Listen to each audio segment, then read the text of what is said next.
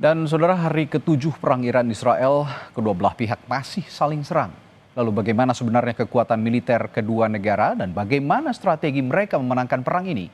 Kita ulas bersama praktisi pertahanan militer dari Lembaga Kajian Pertahanan Strategis KRIS, Adrianus Prisma. Silakan Mas Adrianus Prisma, selamat malam. Ya, selamat malam. Baik, ini dalam perang kali ini salah satu yang banyak jadi sorotan adalah sistem udara. Pertahanan udara ya dari Israel maupun juga Iran. Yang kemarin yang terbaru yang kita lihat ini Iron Dome Israel mencegat rudal Iran. Kita akan lihat dulu gambaran rudal Israel. Intercept rudal balistik Iran itu ada sistem Aero dan sistem yang pinjaman dari Amerika Serikat, yaitu THAAD dan Patriot. Oke, ada juga Arrow 2, Arrow 3. Ya, saya betul. catat ya. Betul, Arrow 2, Arrow 3. Nah, kalau yang barusan dilihat itu Iron Dome ya? Ya, betul. Nah, ini kita lihat sistem pertahanan udara yang dimiliki oleh kedua negara. Kita mulai dari Israel, tadi yang disebut Iron Dome, ada Arrow 2 and 3 dan juga David Sling. Betul. Nah, apa saja fungsi-fungsi mereka ini untuk sistem pertahanan udara Israel? Oh iya, kalau Iron Dome itu dia lebih untuk mengintersepsi sebenarnya serangan-serangan dari Lebanon, kemudian dari Gaza juga yang berupa proyektil atau rudal-rudal jarak pendek. Kemudian Arrow 2 and 3 itu dia untuk mengatasi serangan rudal balistik, juga untuk David Sling.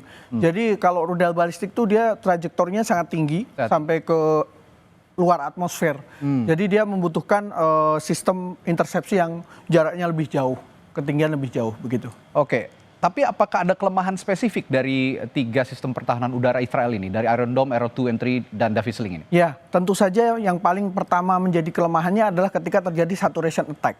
Tentu saja ketika Iran meluncurkan banyak rudal, pasti ada yang tembus. Karena tidak akan semua bisa mampu diatasi. Terutama dengan Iron Dome karena dia masih terbatas kemampuannya dalam menghadapi rudal balistik. Begitu. Nah, kalau kabar ada yang menyebutkan bahwa sekarang sudah mulai kewalahan menghadapi sistem menghadapi serangan Iran, bagaimana? Ya, jadi kami sering bertukar pikiran juga dengan analis-analis lain. Kalau kita lihat sekarang ini adalah memasuki fase attrition warfare atau perang atrisi. Jadi Iran itu meluncurkan beberapa fase dengan jumlah terbatas dengan tujuan sebenarnya hanya untuk menghabiskan stok rudalnya Iran, begitu. Ya. Oke, sebelum kita bahas sistem pertahanan udara Iran, kita akan juga saksikan visual rudal balistik yang diluncurkan atau di-launch oleh Iran dari Teheran. Kita akan lihat tampilannya nanti. Dari visual yang kami dapatkan langsung dari Tel Aviv kemarin, kita lihat, ya ini dia. Kami ambil sumbernya dari Fury. Ini bentuk,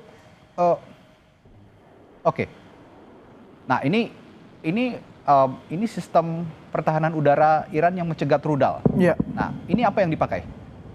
Salah satunya tentu saja yang mereka punya beberapa rudal ya. Tapi tentu saja yang paling utama itu adalah rudal S-300 yang mereka dapatkan dari Rusia ya? Ya, Rusia. Tapi ada juga beberapa sistem yang mereka kembangkan sendiri. Tentu saja ada yang mengkopi dari Rusia, ada dari Cina, dari Korea Utara. Memang keunggulannya Iran itu mereka mampu memproduksi dalam jumlah besar. Gitu.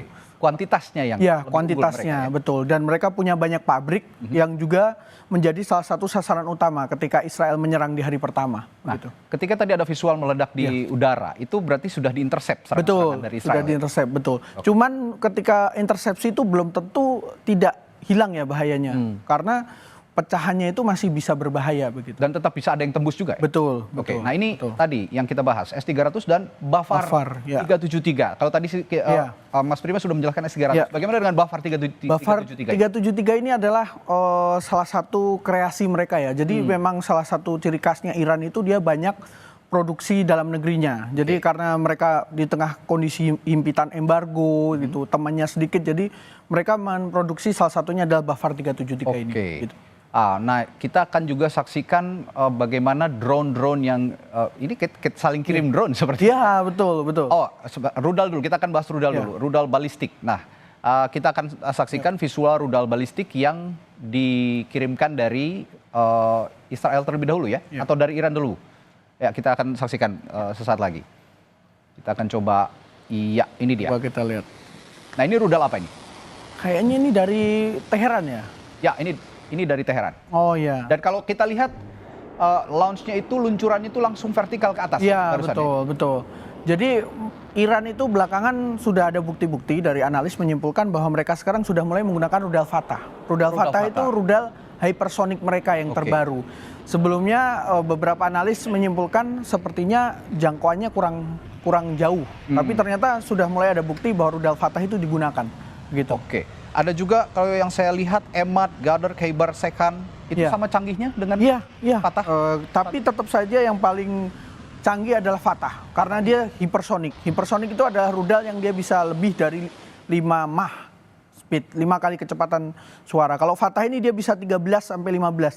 Kalau Emad dan yang lain itu masih yang generasi lama. Dia memang generasi lama begitu. Nah, yang baru ini katanya yang terbaru ini ada Sejil. Tadi juga kita sempat saksikan visualnya. Bagaimana kekuatan Sejil ini? Sejil ini dia kalau nggak salah dia termasuk yang solid fuel, jadi dia fast response. Kalau yang lain itu kan dia liquid fuel, itu preparation time-nya agak lama. Kalau solid fuel itu bisa lebih cepat. Jadi mereka bisa segera serang. Nah, bagaimana dengan Jericho 3 yang dimiliki Israel? Itu rudal balistik yang dimiliki Israel. Jadi strategi perangnya ini agak beda. Kalau Israel ini meskipun mereka punya Jericho 3 yang sebenarnya di atas kertas cukup capable, tapi sampai saat ini tidak ada bukti bahwa Israel menggunakan rudal balistik mereka untuk serangan ke Iran. Mereka masih mengandalkan serangan udara, gitu. Masih mengandalkan serangan udara. Oke, ini tadi rudal balistik. Dan terakhir nanti kita akan lihat juga drone. Ada saling kirim drone juga. Saling kirim drone, betul. Kami punya, kami punya datanya. Kita mulai dari Israel terlebih dahulu. Ada Aitan dan Heron. Bagaimana kekuatan drone Israel ini? Nah, kalau drone ini kita membahasnya agak sedikit berbeda ya, karena Israel itu drone-nya itu lebih untuk surveillance. Surveillance. Ya, memang tidak ada mereka yang drone yang mereka menyerang ya? Mampu untuk menyerang, tetapi menyerang. Kebanyakan yang dilihat dari rekaman-rekaman yang ada, yang terbang di atas Teheran itu kebanyakan Heron, Hermes, Eltan gitu. Nah, dan yang dimiliki Iran, sedangkan yang dimiliki Iran ini drone-drone Shahed 129, 136 dan Mohajer ya? Ya, betul. Shahed ini kan yang banyak juga mereka kirim ke Rusia untuk menyerang Ukraina ya. Ya, betul. Jadi ini salah satu drone yang sebenarnya cukup berpotensi untuk merusak. Jadi kalau Iran itu dia menggunakan drone itu untuk menyerang. Jadi dia sudah tahu sasarannya di mana, apalagi Israel itu kan geografisnya kecil ya. Jadi lebih gampang gitu. Kalau Iran kan lebih besar. Tapi yang menarik tadi kalau ada bilang drone tempurnya Israel ini juga bisa untuk surveillance. Sudah, ya. Kalau Iran tidak ya, hanya untuk menyerang. Ya, kalau dilihat dari penggunaannya saat ini bahkan belum ada bukti yang menyatakan Mohajer banyak digunakan. Mungkin baru 1-2 lah gitu. Kalau melihat tadi Israel bisa surveillance dan menyerang, lalu Iran hanya menyerang, melihat pertempuran kali ini antara Israel dan Iran, sebenarnya mana yang lebih unggul untuk teknologi drone-nya? Kalau kita mau ngomong secara ini ya, kita coba imparsial ya. Saat ini memang Israel sudah memiliki keunggulan udara. Makanya drone-drone surveillance mereka itu bisa dengan bebas berterbangan di atas Teheran. Tapi kemarin Iran sukses menembak satu Hermes. Baik. Selanjutnya kita akan lihat pesawat tempur yang dimiliki oleh Israel. Kita akan lihat dulu visual dari pesawat tempur Israel yang kami miliki. Kita akan tampilkan sesaat lagi. Iya, ini dia. Nah, ini pesawat apa ini, Mas? Sebentar. Ini gambar resmi dari Idean yang F-15 ini. Ya, ini F-15 ya. Tentu saja pabrikan Amerika. Ya, kekuatannya bagaimana F-15 ini? Wah, mereka itu kalau boleh dibilang dari sisi kalau ini F-16 ini. Ini F-16. Tadi ya. F-15 Yang tadi F-15. Jadi mereka mengandalkan pesawat buatan Amerika, F-16, Suva, kemudian F-15D, serta F-35. Tapi satu yang harus kita pahami, versi mereka itu beda sendiri. Jadi mereka memiliki kebebasan, diberikan kebebasan oleh Amerika supaya bisa mengotak-atik dengan ininya sendiri. Betul. Nah, kita akan intip juga data strategi militer mereka masing-masing, terutama strategi militer udara ya. Nah, kita punya datanya yang akan kami tampilkan berikut ini. Ada pesawat tempur yang seperti Anda sebutkan tadi, Israel punya F-35, F-15, F-16. Sedangkan Iran punya Su-35, F-14 dan MiG-29. Sebenarnya ada 14 juga di sini yang sama-sama pabrikan Amerika Serikat. Betul. Ya, kalau ini Rusia, Sukhoi ya, Su-35 dan MiG ini juga Rusia. Kalau melihat komposisi dua pesawat tempur yang dimiliki masing-masing negara dalam pertempuran atau konflik yang terjadi di Israel dan Iran kali ini, bagaimana kekuatannya? Ya, sebenarnya seperti saya sebutkan tadi ya, sebenarnya kalau kita berbicara secara objektif, Israel itu sudah meraih keunggulan udara. Keunggulan udara. Kenapa? Karena di gelombang pertama serangannya itu dia menggunakan klaimnya ya, lebih dari 70 pesawat udara. Jadi dia menggunakan munisi-munisi presisi yang diluncurkan dari pesawat udara. Tapi kalau yang saya lihat sekarang sudah agak berubah. Jadi kalau tadi itu ada update F-15 mereka itu lebih banyak digunakan untuk misi pengintaian, untuk mencari rudal-rudal, peluncur-peluncur rudal Iran begitu. Sedangkan kalau dari sisi Iran, sayangnya saat ini mereka belum kelihatan angkatan udaranya di mana. Kemarin memang sempat ada beberapa footage F-14 yang nampaknya tidak bisa terbang dibom. Ada satu tipe lagi sebenarnya yang menarik itu, yang buatan mereka, yaitu F-313 Kaher itu, yang orang menunggu-nunggu ini bagaimana performanya. Sayangnya saat ini kita belum bisa melihat. Masih belum diluncurkan, masih belum diterbangkan oleh mereka. Belum, betul. Oke. Berarti kalau bisa saya simpulkan sedikit ya, ini sederhana, koreksi kalau saya salah. Kalau tadi untuk bicara sistem pertahanan udara dan juga militer udara, Israel ini sebenarnya punya kecanggihan lebih baik ya dibandingkan Iran. Tapi Iran punya kuantitas yang baik. Betul, kuantitas, betul.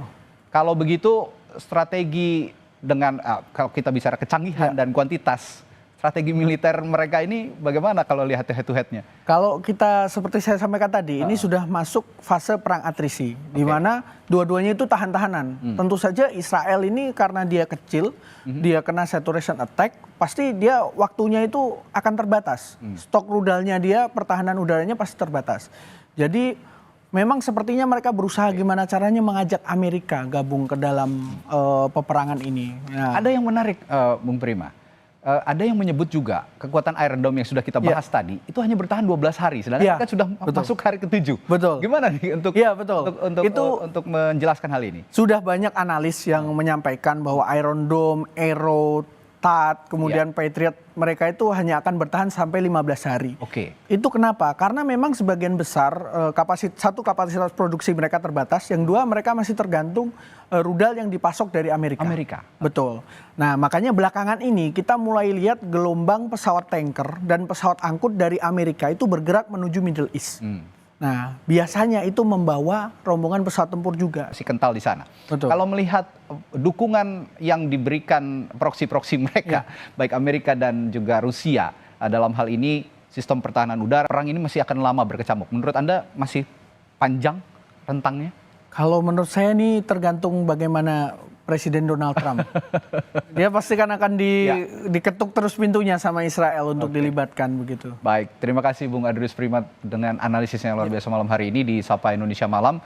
Nanti kita akan bicara masih panjang sepertinya untuk mengulas bagaimana pertempuran militer yang terjadi antara Israel dan Iran. Terima kasih Bung Adrius, praktisi pertahanan yang sudah dihadir di Sapa Indonesia Malam. Dan saudara, masih akan ada informasi menariknya setelah jeda di Sapa Indonesia Malam. Jadi tetaplah bersama kami.